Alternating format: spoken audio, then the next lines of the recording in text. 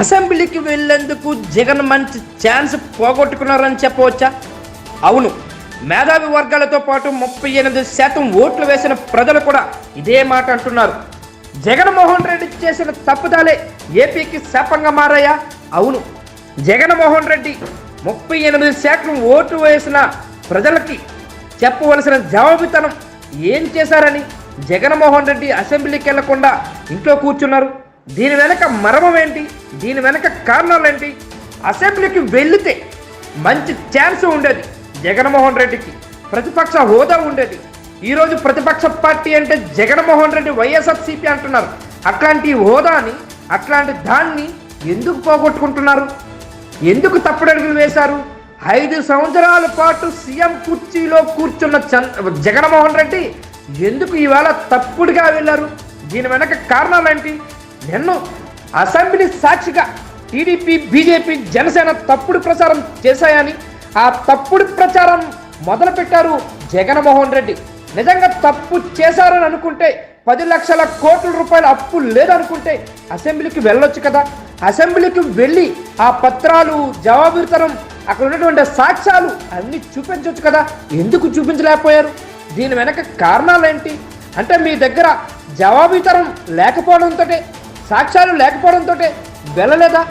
అవును, మేధావి వర్గాలు చెబుతున్నది కూడా అదే మాట.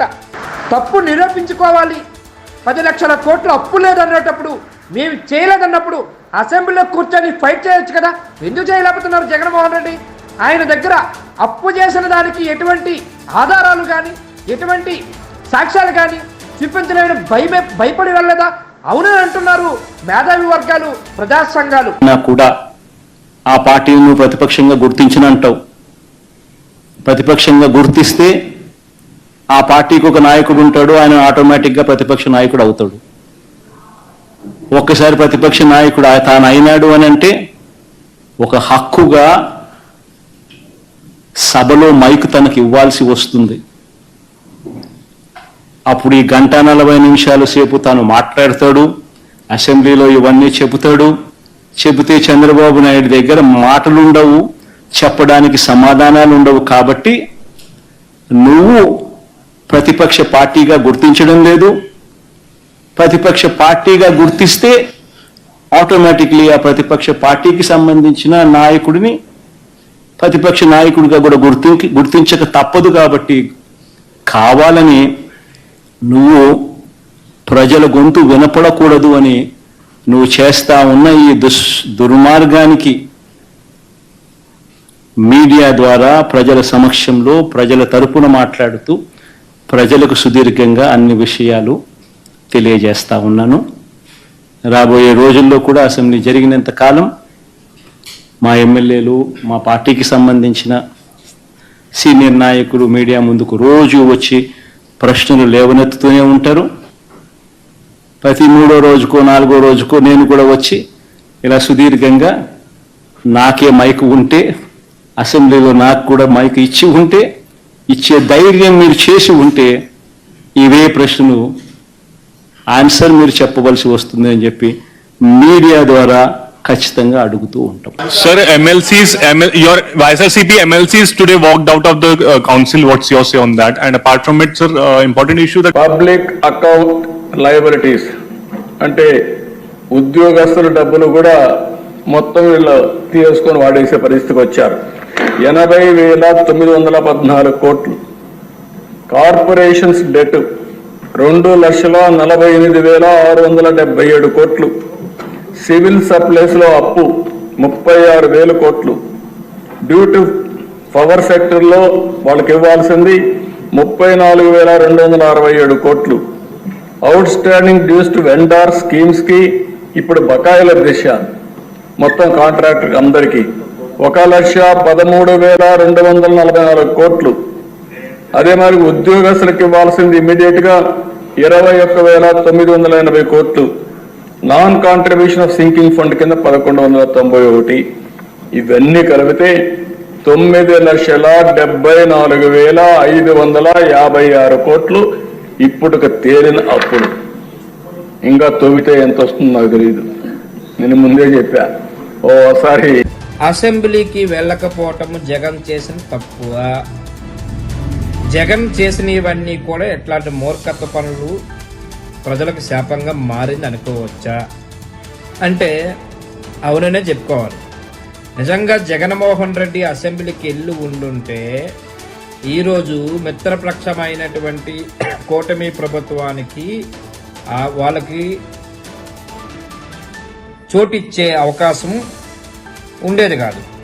కానీ జగన్మోహన్ రెడ్డి హాయంలో తన ప్రభుత్వం ఉండేటప్పుడు 2019 నుంచి 24 వరకు ఎంత డబ్బులు ఖర్చు పెట్టారు, దేనికి అప్పులు చేశారు, ఏ విషయానికి ఖర్చు పెట్టారు, ఎక్కడ ఖర్చు పెట్టారు, ఏ పథకాలకు ఖర్చు పెట్టారు అని సాక్ష్యాధారాలతో అసెంబ్లీలో కూర్చొని చూపించగలిగి ఉండుంటే ఈరోజు చంద్రబాబు నాయుడు మరోపక్క డిప్యూటీ సీఎం పవన్ కళ్యాణ్ వీళ్ళిద్దరూ కలిపి అసెంబ్లీలో చెడుగుడు ఆడారు.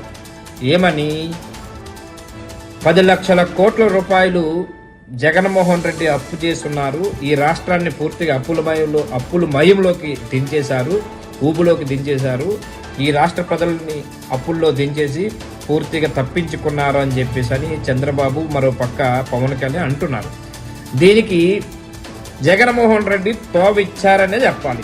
ఈయన నిజంగా అసెంబ్లీకి వెళ్ళి కూర్చొని ఉండుంటే, అన్ని ఆధారాలు చూపించి ఉండుంటే ఓట్లు వేసిన 38% ప్రజలు ఆషామాషిగా ఓట్లు వేయలేదు. ఆ ఓట్లు వేసిన ప్రజలు ఈరోజు హ్యాపీగా ఉన్ను, మంచి హోదా మంచిగా ఉన్ను, మీ ప్రతిపక్ష హోదా కాపాడుకునే ప్రయత్నం ఉన్ను. ఈరోజు మీరు వెళ్ళకపోవటం వల్ల, మీరు చేసిన తప్పుదాల వల్ల, మీ 11 మంది ఎమ్మెల్యేలు అసెంబ్లీకి వెళ్ళి కూర్చోపోవటం వల్ల, మీకు ప్రశ్నించే దమ్ము లేకపోవటం వల్ల, జనం దగ్గరికి వెళ్ళి అక్కడ అసెంబ్లీలో కూర్చొని ఏ పార్టీ ఎంతమంది ఎమ్మెల్యేలు ఉన్నా ఆ దమ్ము అనేది చూపించకపోవటం వల్ల మీరు నిజాయితీగా ఆ అప్పులు ఉన్నాయని చెప్పడానికి మీరు చూపించి ఉండుంటే ఈరోజు మిత్రపక్షమైన ఈరోజు ఏదైతే కూటమి ప్రభుత్వంకి తోవ ఉండకపోదు. కానీ మీరు ఈరోజు వాళ్ళకి ఒక తోవ ఇచ్చున్నారు. ఈ 5 సంవత్సరాలు గట్టిగానే ప్రతిపక్ష పార్టీని ఆడుకుంటారని చెప్పవచ్చు. అసలు ఈ రాష్ట్రంలో ప్రతిపక్ష పార్టీ లేదనడానికి ఈరోజు అసెంబ్లీకి వెళ్ళకపోవటము ఒక నిదర్శనమని జగన్మోహన్ రెడ్డి ఫెయిల్యూర్ అని చెప్పవచ్చు. జగన్ చేసిన తప్పుదాలు వల్ల ఈరోజు ఈ రాష్ట్రంలో సూపర్ 6 పథకాలు ఎగ్గొట్టించిన అడిగే నాదుడు లేడు అనేది ఈరోజు రాష్ట్రంలో తేటతెల్లమైందనేది సాక్షాత్తు జగన్మోహన్ రెడ్డి చేసిన తప్పులకి ఈ రాష్ట్ర ప్రజలు బలైపోయారనేది తెలుస్తూ ఉన్నది. ఇట్లాంటి తప్పుదాల వల్ల, ఇట్లాంటి వెధవ కాన్ఫిడెన్స్ వల్ల వీటిలో ఎవరు చెప్పుకున్నారో తెలియదు.